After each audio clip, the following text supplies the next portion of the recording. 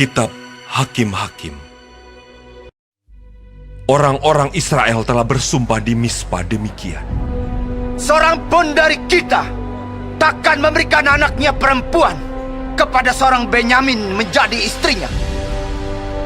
Ketika bangsa itu datang ke Betel dan tinggal di situ di hadapan Allah sampai petang, maka mereka pun menyaringkan suaranya, menangis dengan sangat keras. Katanya, "Mengapa ya Tuhan Allah Israel, terjadi hal yang begini di antara orang Israel,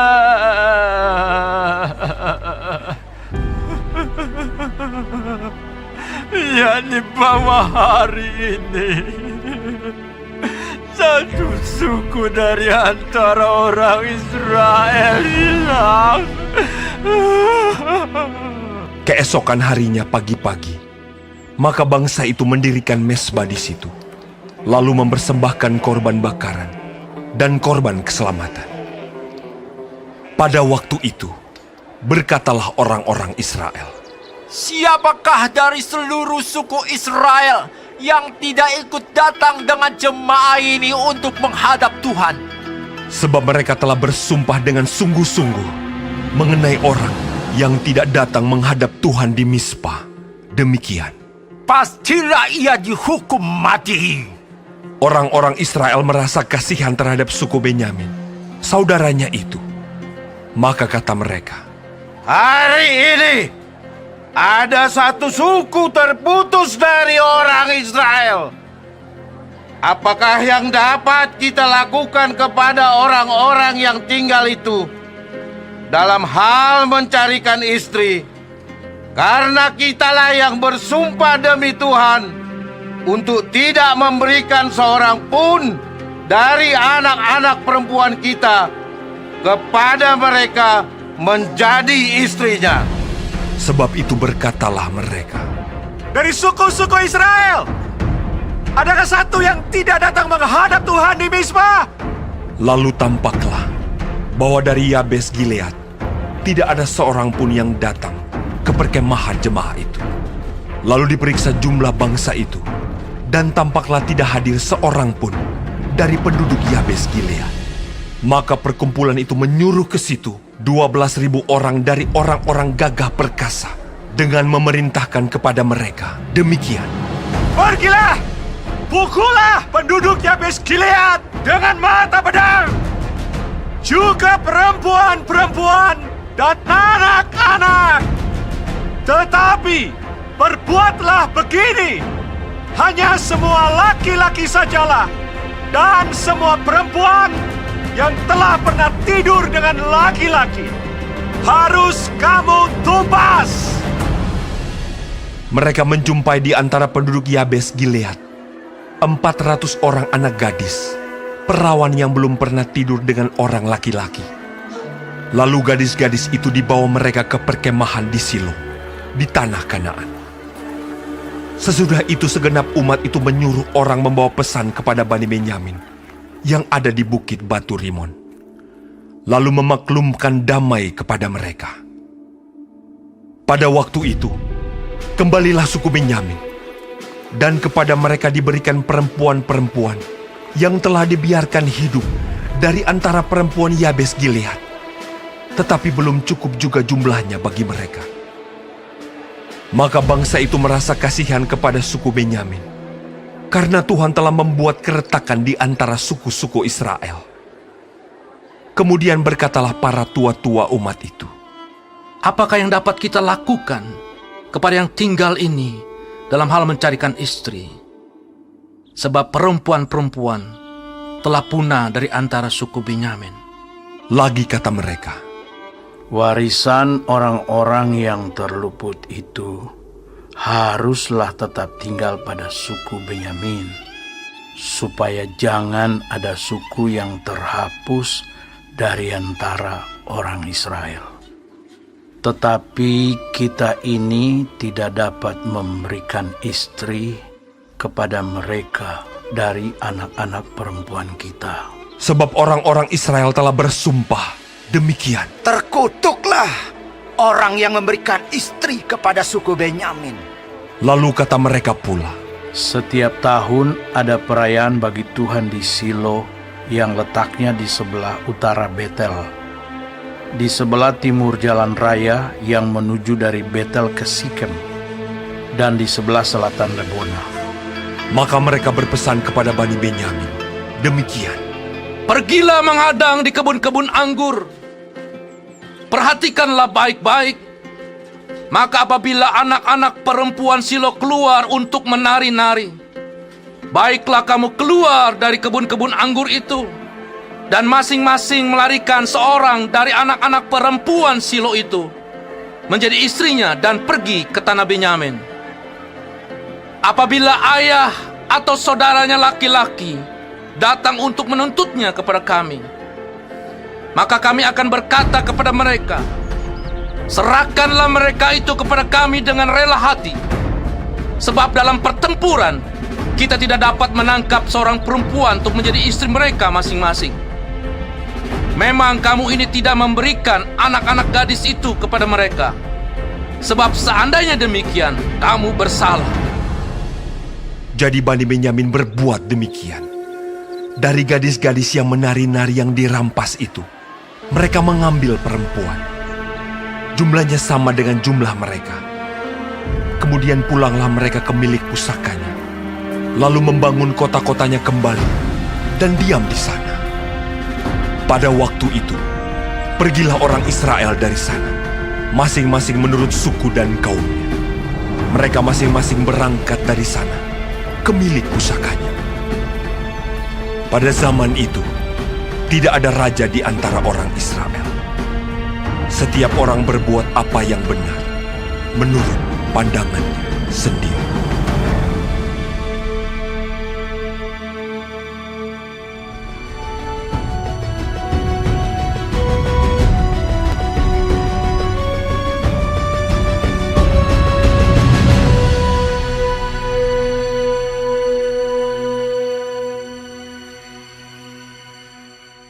Kitab Rut. Pada zaman para hakim memerintah, ada kelaparan di tanah Israel. Lalu pergilah seorang dari Betlehem Yehuda, beserta istrinya dan kedua anaknya laki-laki, ke daerah Moab untuk menetap di sana sebagai orang asing. Nama orang itu ialah Elimelek, nama istrinya Naomi, dan nama kedua anaknya Mahlon dan Kilion. Semuanya orang-orang Efrata dari Betlehem Yehuda.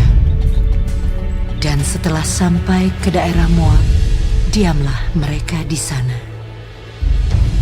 Kemudian matilah Elimelek, suami Naomi, sehingga perempuan itu tertinggal dengan kedua anaknya.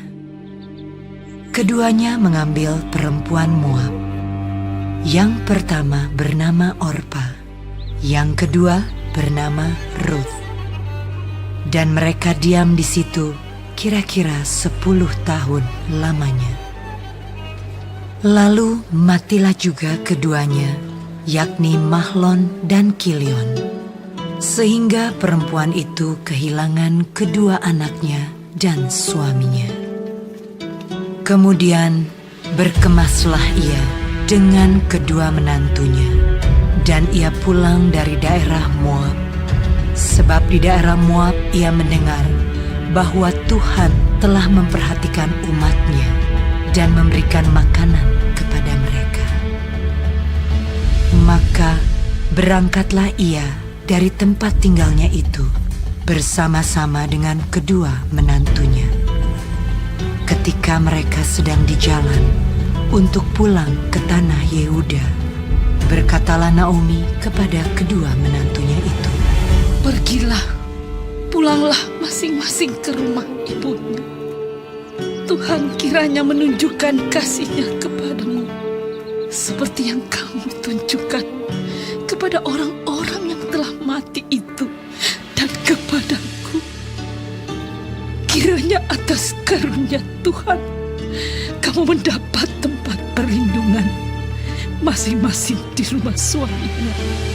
Lalu diciumnyalah mereka, tetapi mereka menangis dengan suara keras dan berkata kepadanya, Tidak, kami ikut dengan engkau pulang kepada bangsamu. Tetapi Naomi berkata, Pulanglah anak-anakku. Mengapakah kamu turut dengan aku? Bukankah tidak akan ada lagi anak laki-laki yang kulahirkan untuk dijadikan suamimu nanti?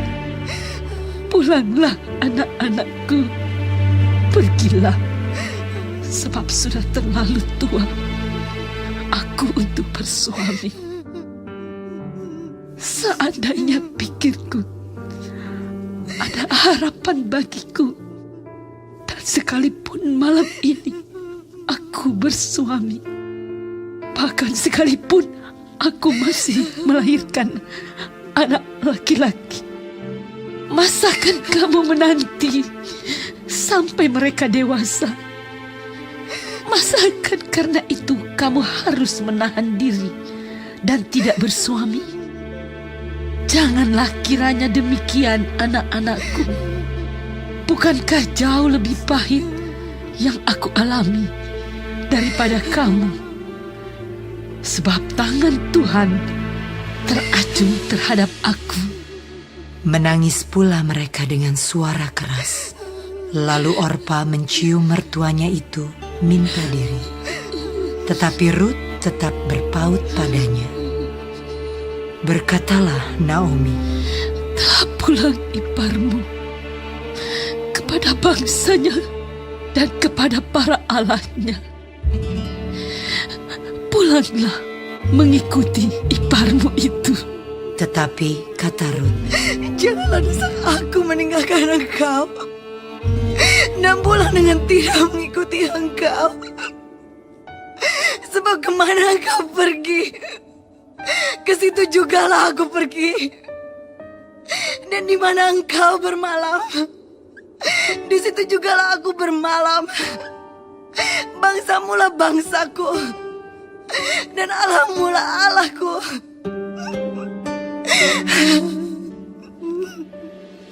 Di mana engkau mati, aku pun mati di sana.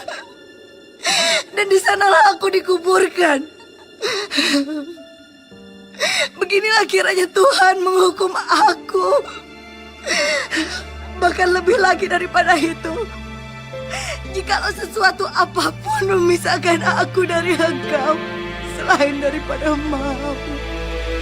ketika Naomi melihat bahwa Rut berkeras untuk ikut bersama-sama dengan dia, berhentilah ia berkata-kata kepadanya. Dan berjalanlah keduanya sampai mereka tiba di Betlehem. Ketika mereka masuk ke Betlehem, gemparlah seluruh kota itu karena mereka. Dan perempuan-perempuan berkata, Naomi kah itu? tetapi ia berkata kepada mereka, Janganlah sebutkan aku Naomi. Sebutkanlah aku Mara. Sebab yang Maha Kuasa telah melakukan banyak yang pahit kepadaku. Dengan tangan yang penuh aku pergi, tetapi dengan tangan yang kosong Tuhan memulangkan aku. Mengapakah kamu menyebutkan aku Naomi? Karena Tuhan telah naik saksi menentang aku, dan yang Maha Kuasa telah mendatangkan malapetaka kepadaku. Demikianlah Naomi pulang bersama-sama dengan Rut, perempuan Moab itu, menantunya, yang turut pulang dari daerah Moab. Dan sampailah mereka ke Betlehem pada permulaan musim menuai jelai.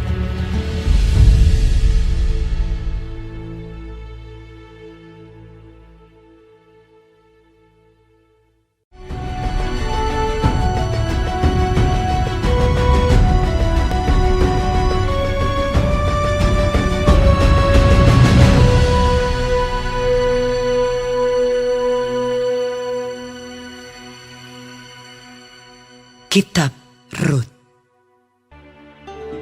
Naomi itu mempunyai seorang sanak dari pihak suaminya, seorang yang kaya raya dari kaum Elimelek. Namanya Boas. Maka Rut, perempuan Moab itu, berkata kepada Naomi, Biarkanlah aku pergi ke ladang, memungut bulir-bulir jelai di belakang orang yang murah hati kepadaku.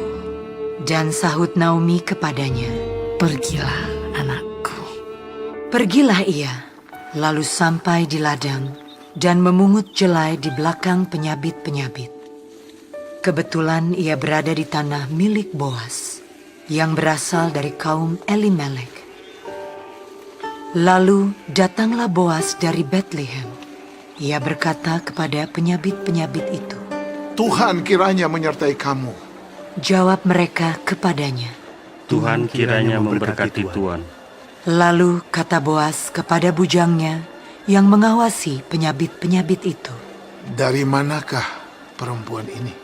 Bujang yang mengawasi penyabit-penyabit itu menjawab, Dia adalah seorang perempuan Moab. Dia pulang bersama-sama dengan Naomi dari daerah Moab.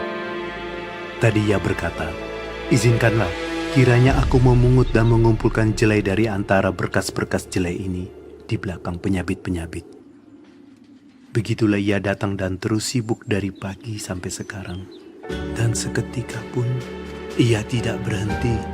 Sesudah itu berkatalah Boas kepada Rut, Dengarlah dahulu anakku, tidak usah engkau pergi memungut jelai ke ladang lain, dan tidak usah juga engkau pergi dari sini. Tetapi tetaplah dekat pengerja-pengerjaku perempuan. Lihat saja ke ladang yang sedang disabit orang itu. Ikutilah perempuan-perempuan itu dari belakang, sebab aku telah memesankan kepada pengerja-pengerja lelaki, jangan mengganggu engkau. Jika engkau haus, pergilah ke tempayan-tempayan dan minumlah air yang dicedok oleh pengerja-pengerja itu. Lalu sujudlah Rut menyembah dengan mukanya sampai ke tanah dan berkata kepadanya, Mengapakah aku mendapat belas kasihan daripadamu, sehingga Tuhan memperhatikan aku, padahal aku ini seorang asing? Boas menjawab, Telah dikabarkan orang kepadaku dengan lengkap segala sesuatu yang engkau lakukan kepada mertuamu sesudah suamimu mati. Dan bagaimana engkau meninggalkan ibu bapamu dan tanah kelahiranmu serta pergi kepada suatu bangsa yang dahulu tidak engkau kenal. Tuhan kiranya membalas perbuatanmu itu, dan kepadamu kiranya dikaruniakan upahmu sepenuhnya oleh Tuhan Allah Israel, yang di bawah sayapnya engkau datang berlindung. Kemudian berkatalah Rut, Memang aku mendapat belas kasihan daripadamu, ya Tuanku. Sebab Tuhan telah menghiburkan aku dan telah menenangkan hati hamba-Mu ini. Walaupun aku tidak sama seperti salah seorang hamba-hamba-Mu perempuan. ketika sudah waktu makan, berkatalah Boas kepadanya, Datanglah kemari, makanlah roti ini, dan celupkanlah suapmu ke dalam cuka ini. Lalu duduklah ia di sisi penyabit-penyabit itu, dan Boas mengunjukkan bertih gandum kepadanya. Makanlah Rut sampai kenyang, bahkan ada sisanya. Setelah ia bangun untuk memungut pula, maka Boas memerintahkan kepada pengerja-pengerjanya, Dari antara berkas-berkas itu pun ia boleh memungut, janganlah ia diganggu. Bahkan haruslah kamu dengan sengaja menarik sedikit-sedikit dari onggokan jelai itu untuk dia dan meninggalkannya, supaya dipungutnya. Janganlah berlaku kasar terhadap dia. Maka ia memungut di ladang sampai petang. Lalu ia mengirik yang dipungutnya itu, dan ada kira-kira seeva jelai banyaknya. Diangkatnyalah itu, lalu masuklah ia ke kota. Ketika mertuanya melihat apa yang dipungutnya itu, dan ketika dikeluarkannya dan diberikannya kepada mertuanya sisa yang ada setelah kenyang itu, maka berkatalah mertuanya kepadanya, Di mana engkau memungut dan di mana engkau bekerja hari ini? Diberkatilah kiranya orang yang telah memperhatikan engkau itu. Lalu diceritakannya kepada mertuanya itu pada siapa ia bekerja. Katanya, Nama orang pada siapa aku bekerja hari ini ialah Boas. sesudah itu berkatalah Naomi kepada menantunya, Diberkatilah kiranya orang itu oleh Tuhan yang rela mengaruniakan kasih setianya kepada orang-orang yang hidup dan yang mati. Lagi kata Naomi kepadanya, Orang itu kaum kerabat kita. Dialah salah seorang yang wajib menebus kita. lalu kata Rut, perempuan Moab itu, Lagi pula ia berkata kepadaku, Tetaplah dekat pengerja-pengerjaku sampai mereka menyelesaikan seluruh penyabitan ladangku. lalu berkatalah Naomi kepada Rut, menantunya itu, Ya anakku, sebaiknya engkau keluar bersama-sama dengan pengerja-pengerjanya perempuan, supaya engkau jangan disusahi orang di ladang lain.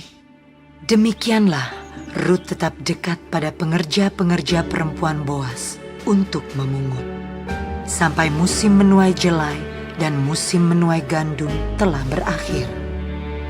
Dan selama itu ia tinggal pada mertuanya.